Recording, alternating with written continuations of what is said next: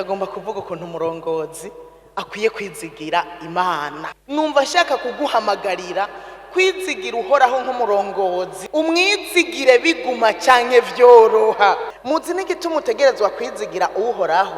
Umurongozi araca mu bibazo, umurongozi araca mu bigeragezo, umurongozi araca mu bimuruhisha muri ubwo burongozi bwiwe. Kandi igihe cyose umuntu ari mu bibazo yamakenera umuntu yomuruhura, umuntu yohungirako, umuntu yomuremesha, umuntu yomuba hafi hamwe abandi bose bamutaye.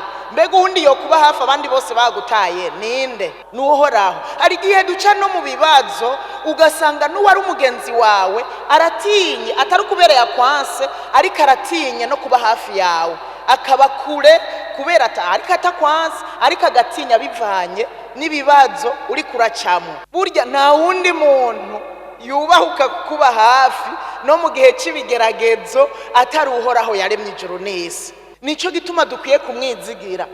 Niwe agumana natwe no mu gihe c'ingorane, niwe atuba hafi, niwe atwihanganira. Erega abandi hari igihe babona umengo wamenje, noneho wamenje, aho rero bagucira urubanza ngo wamenje batazi neza, bataramenyana neza ivyo bintu uko bimeze, ivyo bintu uko vyagenze, ariko bakagucira urubanza bati wamenje. Ari naco gituma baja kure. Ariko Imana igororotse ibizi vyose, ikabona vyose, ikabona ati ibi bintu bimeze uku, ibi bintu vyagenze uku, yoyo mbere naho isanga ufise amakosa ntihutira gutada, irakurindira ikavuga ngo reka ndindire ndabe ko yo kwitahura, hanyuma niyitahura kangarukako ndamushigikira.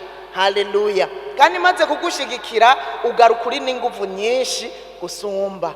Umurongozi baratubwiye ko aba ari umuntu aba afise imbona kazoza, ni naco kimuranga. Murumva yuko n'ibintu bizoza, Imana iraguha iyo mbona kazoza, ariko utazi ukuntu uzobishikamwo. Kuva aho uhagaze, kuva iyo saha uronkeye imbona kazoza gushika kuri vya bintu kugira ngo bikoreke, nukuri n'urugendo rurerure. Kandi haba harimwo ivyiza, hakabamwo ibirusha, hakabamwo ibiriza, hakabamwo n'ibitwenza.